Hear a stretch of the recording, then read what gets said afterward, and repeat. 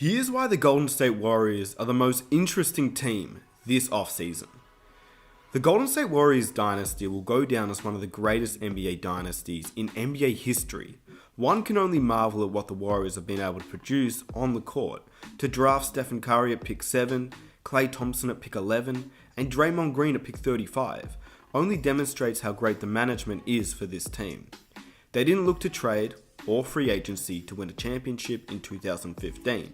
They made a so-called Big Three using only draft picks, which is a very rare thing to do in the modern NBA. But when they have looked to free agency and the offseason, they've also proved they can find the right pieces to fit the puzzle and make them click.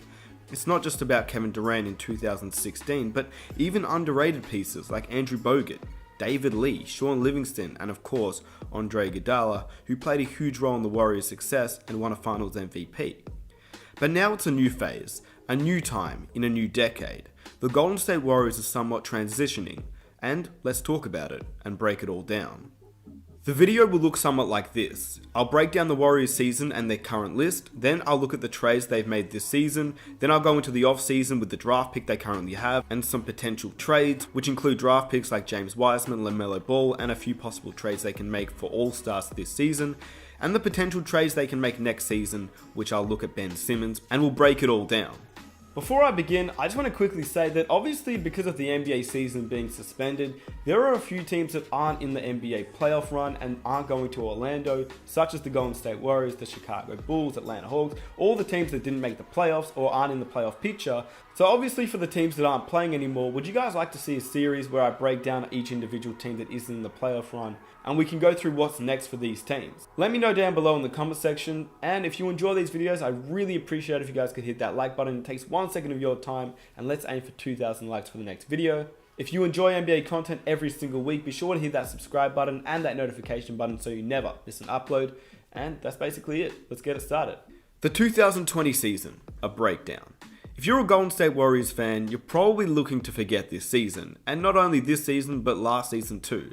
Obviously last season they were the favourites and had the ability to win an NBA championship once again. Of course, the injury curse just hit them at the wrong time. It's rare that 2 stars on one team can be injured at once, but to have it happen 2 seasons in a row is just super unfortunate. It can be argued that it cost them an NBA championship last season and a playoff berth this season, but what's interesting about the Golden State Warriors this season was the trades they were able to make. They traded for D'Angelo Russell at the start of the season when many expected they'd get nothing for the departure of Kevin Durant. So to end up with an asset like D'Angelo Russell was seen as an A+ move this offseason. Although a weird fit, we all knew that he was an asset that the Golden State Warriors could look to move in the future, which they did. Andrew Wiggins was the replacement for D'Angelo Russell, and he became a Warrior this season too.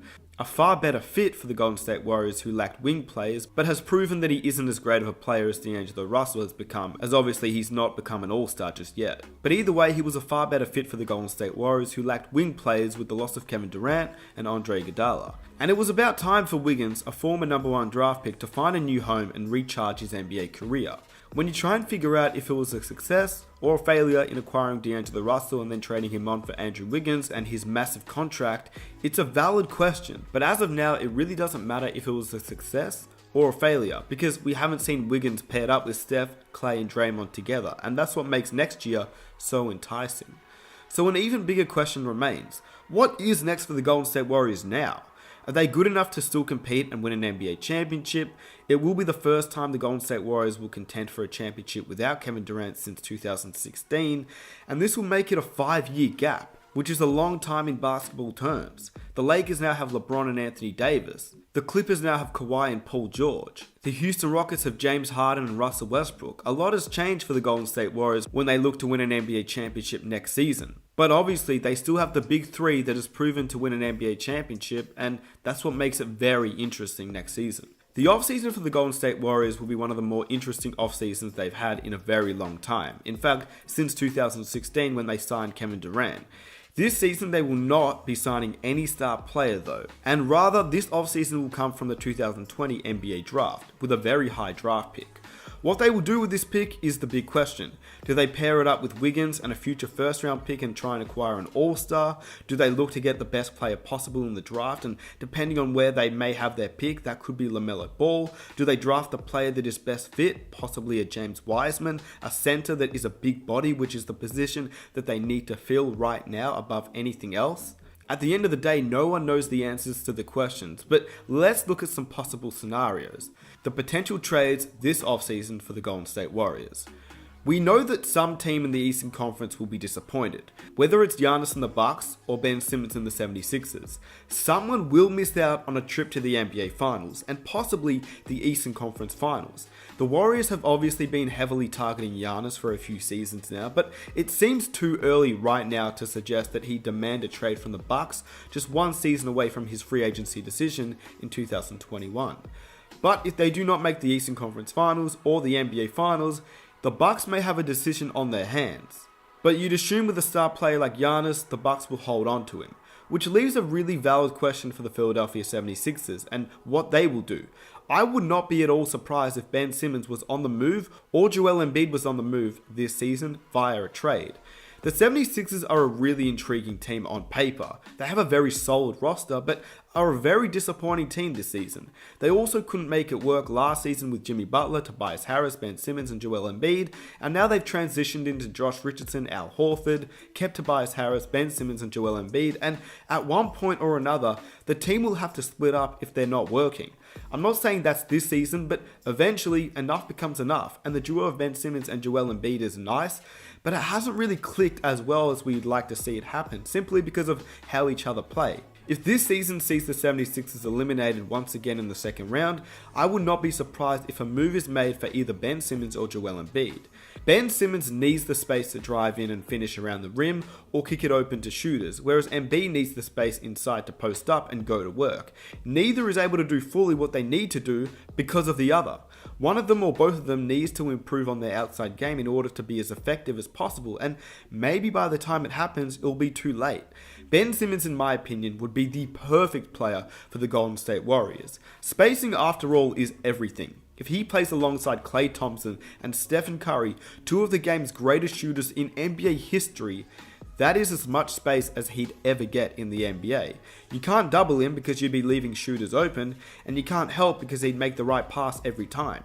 The 76ers would be able to get an asset like Andrew Wiggins, who isn't great, but he'd be a better fit than Ben Simmons in the 76ers offense. Wiggins and Embiid were once teammates at Kansas, and you'd also be adding a top 5 pick in this year's NBA draft, which, like mentioned previously, could be LaMelo Ball, could be James Wiseman, could be RJ Hampton, it also could be Anthony Edwards. But I'd assume that if they're losing Ben Simmons, they'd go for a player like LaMelo Ball, who's 6'7" and plays the point guard position, similar to Ben Simmons, but is definitely not as great defensively, although what he lacks defensively, his offense in terms of being able to shoot is a far better fit than Ben Simmons, and it gives Embiid a clear number one option, as he's able to post up now, and if he attracts a double team, there's shooters on the outside. They'd have a lineup of LaMelo Ball at the 1, Josh Richardson at shooting guard, Andrew Wiggins at the 3, Tobias Harris at the 4, and Joel Embiid, who is now the number one option, with Matisse Thybulle, Korkmaz, and Al Horford all on the bench, which also could be moved around for other assets, and I just think it would be a better overall fit than what is currently clearly not working at the moment with Ben Simmons and Joel Embiid.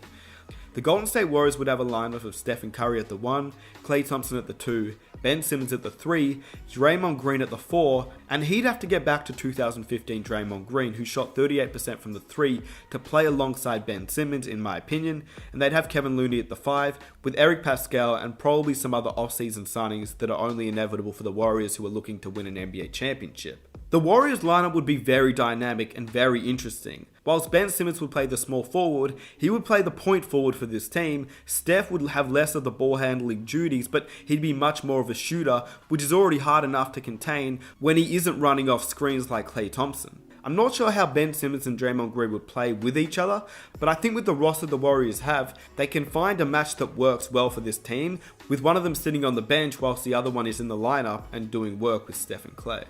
Ultimately, I don't see the Golden State Warriors going all out during this year's NBA draft and selecting an 18, 19 or 20-year-old rookie when they have a championship level team that is in their 30s and is already looking to compete and win NBA championships. To build up a rookie in their first NBA season and groom them to win an NBA championship in their first season is a pretty big step, and I don't think the Golden State Warriors would be willing to take that risk when they have the ability to trade that pick away and acquire an all-star level talent. Whether that is Ben Simmons or it is somebody else, I don't think they'll go out there and draft a young player this season. But if they decide they will, I believe it will be James Wiseman, as he's the guy that seems the most logical fit for this team. A big body, a defensive presence that can play the center position, alongside Steph, Clay, Wiggins, and Draymond. And that's basically it. That's the Golden State Warriors and what I believe they'll do going into next season. Obviously, they have a lot of options they can do. They can draft a player, they can trade for an all-star, they can just go with their current team and see what they can do with a young piece like James Wiseman. But it's going to be really interesting how the Golden State Warriors manage and go through everything next season. They're still one of the better teams in the NBA when healthy. They're obviously up against the Lakers, the Clippers, and the other teams in the Western Conference. But without Kevin Durant, obviously it leaves a little bit of a soft spot, but they've got a top 5 pick. They have the ability to trade away those pieces for an all-star caliber player, and that can be really exciting. And Ben Simmons, that would be fun to watch on the Golden State Warriors. But with that said, let me know what you believe they'll do. Let me know if you think they'll go after another all-star, and I'll catch you guys in my next video. It's been your boy Nick Smith, NBA. I'm out. Peace!